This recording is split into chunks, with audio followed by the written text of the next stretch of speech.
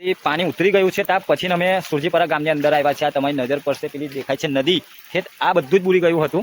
આ બધું આટલું બધું પાણી હતું, પણ અભી હાલમાં થોડી સ્થિતિ ઓછી થઈ છે, પાણી ઓછું થયું છે. ત્યાં પછી ગામમાં આવ્યા છે. જે તકલીફ હશે, કોઈને જે જરૂરિયાત હશે એ આગળ તક વાત પહોંચાડીશું. અપલોડથી જે મદદ થશે એ બી કરીશું. તમને બધો ઘર બતાવું, પોઝિશન બતાવું શકો છો. આખું ઘર આ પાણીમાં ડૂબી ગયું હતું. બિચારાનું અનાજ ખાવું પીવું બધું જ ખલાસ થઈ ગયું છે.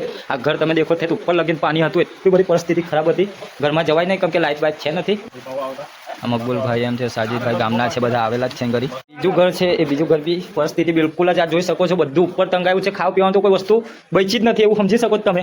કારણ કે આ જે પલંગ પર જે બચવા જેવી વસ્તુ હતી બચાવી, પણ હવે જાનથી વધારે તો કોઈ વાલું ના હોય એટલે બધા છોડી નાહી જ ગયા હતા. અને આ ઘર બી આખું ડૂબી બીજા બી બધા ઘર છે, આગળ દેખતા રહેજો. શકો છો આ ઘર બી ડૂબી ગયું હતું. આ ઉપર લેવલ હતું, અહીં ઘરે જે ટ્રેક્ટર ને એમ બધું મૂકેલું હતું એ પણ કલર થઈ ગયું છે, ડૂબી ગયું છે. આ નિહાલ પણ આખી ડૂબી ગઈ હતી. આ જે દેખો છો આ મંદિર છે, અંદર લગીને પાણી આવી ગયું હતું પૂરું. તમે ઘરની હાલત જોઈ શકો છો. જે ચૂલા હતા, જે ખાવા બનાવવાનું હતું, એ પરિસ્થિતિ બી એવી નહીં રહી કે ખાવાનું બનાવે. બધું અનાજ પાણી બધું જ ખરાબ થઈ ગયું છે. એમ તો કદાચ રૂબરૂ હોવ ને તો તમારી આંખોમાંથી આંસુ આવી જાય એવી. હા, ત્યાં ઘરે આ જોઈ શકો છો. ઘર એવું પરિસ્થિતિમાં હતું, પણ ઉપર છે જાનહાનિ નથી, પણ નુકસાન બહુ બધું થયું છે. આની પર થોડુંક નજર દોરાવજો. એક બે ઘર નહીં, બહુ બધા એવા ઘર મળી જશે જે બહુ નુકસાનકારક છે સુરજીપરામાં. ઘરમાં પહેરેલું એની લીધે અનાજ એમ જે પલળી ગયું છે તમે જોઈ શકો છો. હવે આ સુકાવે છે, પણ બહુ ખરાબ હાલત. અહીં ઘર બી આ ઘરમાં બી તમે જોઈ શકો છો. બધું અનાજ પાણીથી લઈને બધું ભૂલી ગયું હતું. અને અભી પોઝિશન એવી છે કે ખાવાની તકલીફ છે મેન. આ જોઈ શકો છો તમે.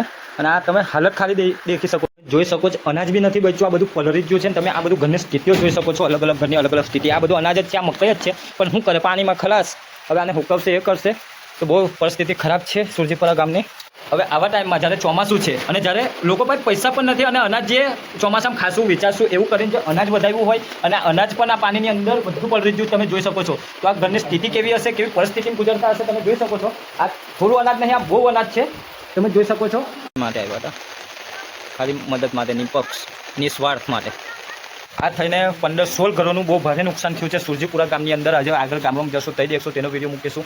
તો હેલ્પ માટે બી કંઈ કોન્ટેક્ટ કરો અને આવો. આ ભાઈ મકબુલભાઈ એમાં આવ્યા છે, સાજીદભાઈ. નિસ્વાર્થ નિપક્ષ કોઈ પક્ષ નહીં, ખાલી મદદ માટે કે બધોની મદદ થઈને આ ભાઈઓને થોડો આશરો મળે, કેમ કે કશું વધ્યું નથી તમે જોઈ શકો છો.